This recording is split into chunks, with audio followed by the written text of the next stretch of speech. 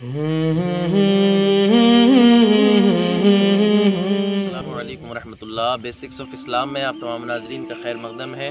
मैं आपकी दुआओं के साथ फिर से हाज़िर हूँ और आज एक उन्वान है जो बड़ा ज़रूरी है, उस पर बात करेंगे। उन्वान क्या है? वो जहेज़ का उन्वान है। सबसे पहले तो हदीस शरीफ सुन लेते हैं। नबी करीम सल्लल्लाहु तआला अलैहि वसल्लम की हदीस है जिसके रावी हज़रत अली रज़ियल्लाहु तआला अन्हु हैं। आप इरशाद फरमाते हैं जहेज़ के मुतालिक के जहेज़ में नबी कायनात सल्लल्लाहु अलैहि वसल्लम ने चंद ज़रूरत की चीज़ें अता की थी हज़रत फ़ातिमा रज़ियल्लाहु तआला अन्हा को, जिन चीज़ों में एक चादर थी, मुश्क थी, और एक मुश्क और एक चमड़े का तकिया जो अज़खर घास से भरा हुआ था, और दीगर अशिया जो ज़रूरत की थी। तो ये जहेज़ के मुतालिक हमें हदीस मिलती है, सही मुस्नद की ये हदीस है। हज़रत अली रज़ियल्लाहु तआला अन्हु इसके रावी हैं। जहेज़ को जो आज अपना मौज़ूए सुखन बनाया है, उसकी वजह यह है कि आज मुआशरे के अंदर ये एक बीमारी जैसी बन गई है। जहेज़ कोई बुरी चीज़ नहीं है, लेकिन दरअसल हमारा इसकी तरफ रुझान और हमारी तवज्जो, जिसको हमने कॉन्सेप्ट को बदल कर रख दिया, इस चीज़ ने इसको गलत बना दिया, इस चीज़ ने इसको बीमारी नुमा बना दिया, मर्ज़ नुमा बना दिया। और वो क्या चीज़ें हैं? लड़के की तरफ से की जाने वाली डिमांडें, लड़की वालों के लिए एक लंबी लिस्ट का दे देना, बड़ी आम सी बातें हैं। और ये आम सी बातें सबको पता है, कोई किताबी बातें मैं नहीं कर रहा, लेकिन दरअसल दो यहाँ पर कमियाँ हैं सबसे बड़ी। एक कमी है डिमांड करना, और दूसरी कमी मालूम है लड़की वालों की तरफ से क्या है कि अगर लड़के वालों की तरफ से कोई डिमांड ना भी हो तो उसके बाद भी जब वो दें तो उनकी तरफ से जो गलती है वो गलती है पूरे ज़माने को दिखा करके देना, एक शो ऑफ करना, कि जिसकी वजह से गुरबा ज़द में आते हैं, जिसकी वजह से वो लोग ज़द में आते हैं कि जो माली हालत में कमज़ोर लोग हैं। और लड़के वालों की तरफ से जो डिमांड वगैरह होती हैं, जो मांगे होती हैं, सबसे पहली बात तो ये है कि लड़के वाला कोई हक नहीं रखता। मेन पॉइंट ये है कि जहन के अंदर एक सोच स्टेबल हो गई है। सोच क्या स्टेबल हो गई है कि अगर हम अपने लड़के की शादी कर रहे हैं तो हमारे पास एक सर्टिफिकेट है कि अगर तुमने लड़का पैदा कर लिया है तो फिर इसका मतलब ये है कि अब तुम्हें ये हक हासिल हो गया है कि तुम अब अपनी मर्जी से जो चाहो सामान फ्री में ले सकते हो। किससे? लड़के वालों से। कम से कम हम समझें तो एक तरफ तो अपने आप को हाईएस्ट दिखाने की कोशिश करते हैं, और दूसरी तरफ हमारा काम वो है जो मांगने वालों का काम होता है, ज़बान से कह कह कर मांगना।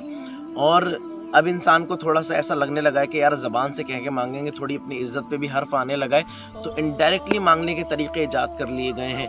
और उन तरीक़ों में क्या क्या तरीक़े, बस वही रिश्ता लेके गए तो उसमें मतलब 2-3 एग्जाम्पल दे दिए लड़की वालों को कि भाई हमने कुछ नहीं मांगा है, हमें कुछ चाहिए भी नहीं है, हमें तो भी फलां जगह से बड़े रिश्ते मैसर आ रहे थे और वो लोग तो बड़ा कुछ देने को तैयार थे, वो इतनी बड़ी कोई गाड़ी देने को तैयार थे, ऐसा कोई वो घर एक गिफ्ट कर रहे थे, हमें कुछ नहीं चाहिए, हमें बस एक लड़की चाहिए। तो ये इनडायरेक्टली मांगने के तरीके ईजाद कर लिए। अगर ये नहीं तो किसी बीच के बंदे को डाल देते हैं। खुदारा इन कामों से बचिए भाई, ये मांगना होता है, और मांगने वाले को फ़कीर कहा जाता है, साइल कहा जाता है। आप अच्छे आदमी हैं, अच्छे लोग हैं, हम अच्छी सोसाइटी से ताल्लुक़ रखने वाले लोग हैं। मांगने मूंगने का काम कहाँ है? मांगने मूंगने का काम हमारा किधर है?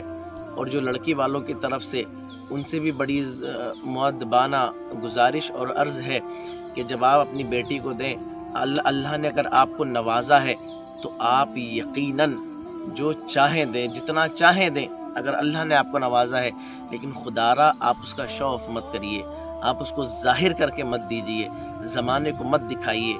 जब आप अपनी बेटी को दे रहे हैं और अल्लाह की रज़ा की खातिर दे रहे हैं, रसूलुल्लाह सल्लल्लाहु अलैहि वसल्लम की रज़ा की खातिर दे रहे हैं कि बेटी आपकी सुकून से रहे, किसी ने आपको मना नहीं किया कि आप अपनी बेटी की सुकून की चीज़ें फ़राहम उसको करके दें, लेकिन आप पूरे ज़माने को दिखाते हैं, एक एक चीज़ दिखाते हैं। अगर आपने एक चम्मच भी दिया है तो वो सारा चम्मच भी पूरे ज़माने की नज़रों में आता है।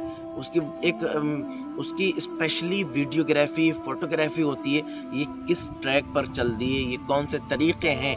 उम्मत इन कामों में जब घिर गई ना, तो फिर उसको नमाज़ों का ख्याल नहीं रहा, उसको फिर रोज़ों का ख्याल नहीं रहा, उसको दीन पर चलने का ख्याल नहीं रहा, اور پھر ان کاموں کی وجہ سے غریب اتنا زیادہ پریشان ہوا کہ وہ قرضے لے کر اپنی بیٹی کی شادی کرنے لگا، اور اسی وجہ سے جو غریب جن کو قرض نہیں ملتا، کیونکہ آج ایک روایت یہ بھی بن گئی ہے نا کہ جس کے پاس پیسہ ہوتا ہے قرض بھی اسی کو ملتا ہے، تو اس روایت کی وجہ سے جو غریبوں کی بچیاں ہیں وہ گھر کے اندر بیٹھی ہوئی ہیں، اللہ پاک کی قسم کل قیامت کے دن کہیں ایسا نہ ہو کہ جو آج اپنے بچیوں کی شادی جنہوں نے شو آف کر کے کی، زمانے بھر کو دکھا کے کی، اور اگر ان کی وجہ سے غریب کا دل پریشان ہوا اور کسی غریب کی گھر کی بچی بیٹھی رہی اس وجہ سے کہ وہ غریب ہے، تو آپ یقین جانیے کل کو قیامت میں سوال آپ سے بھی ہونا ہے، مجھ سے بھی ہونا ہے، اور یہ بڑا سخت سوال ہونا ہے، کیونکہ ہم نے ایک جان پہ ظلم کیا ہے، ہم نے راستے کی رکاوٹ بن کر کے ہم کھڑے ہوئے، ہم نے دیوار بنا دی ہے اس کی شادی ہونے میں،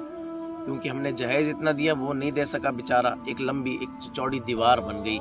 حضور نے ارشاد فرمایا نکاح کو آسان بناؤ، اور تاکہ زنا مشکل ہو جائے، ہم نے نکاح کو اتنا مشکل بنا دیا کہ زنا آسان ہو گیا۔ خدا را ہم نبی کریم صلی اللہ علیہ وسلم کے بتائے ہوئے ٹریک پر آئیں، اس سنت پر ہم عمل کریں۔ ہم نے اپنی بچیوں کی تو شادیاں کر دیں، اہل